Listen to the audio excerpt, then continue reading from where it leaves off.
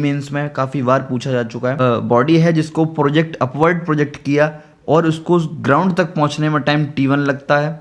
एक दूसरा पार्टिकल था, दूसरा बॉडी को प्रोजेक्ट किया डाउनवर्ड, उस टाइम उसको t2 टाइम लगता है। अब तीसरी कंडीशन ये दी थी कि अगर टॉप टावर के टॉप से उसको ड्रॉप किया तब टाइम t1 लगता है। तो मेरे से टाइम t पूछ रहा है इन टर्म्स ऑफ t1 और t2। ठीक है, तो एक काम करते हैं, इन तीनों कंडीशन में एक चीज़ कांस्टेंट रहेगी, वो रहेगी हाइट। तो मैं हाइट के रेस्पेक्ट में तीनों इक्वेशन लिखता हूँ, देखते हैं फिर उससे हमें क्या मिलता है।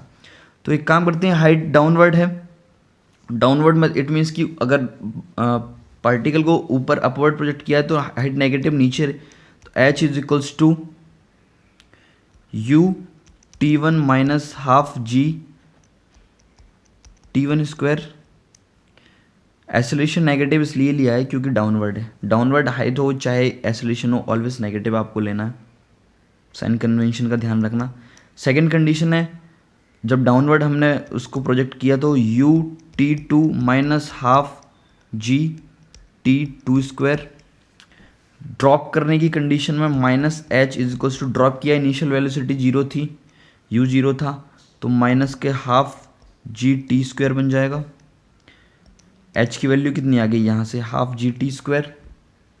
अब एक काम करते हैं, हमें कैसे भी ना कैसे भी करके u को एलिमिनेट करना है।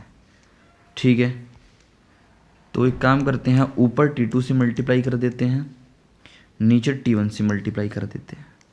तो आप देखेंगे जो ये दोनों टर्म है ये आपस में कैंसिल आउट हो जाएंगे और हमें जो इक्वेशन मिलेगी इन दोनों को ऐड करने के बाद वो मिलेगी minus h t1 t2, minus h common ले लिया तो आपने इधर क्या बन जाएगा t1 plus t2 is equals to minus half g t1 t2 common ले लीजिए, क्या बन जाएगा t1 प्लस t2 अंदर रह जाएगा। ठीक है, अब h की वैल्यू आपको पता है, half g t square put करो, हाफ जी टी स्क्वायर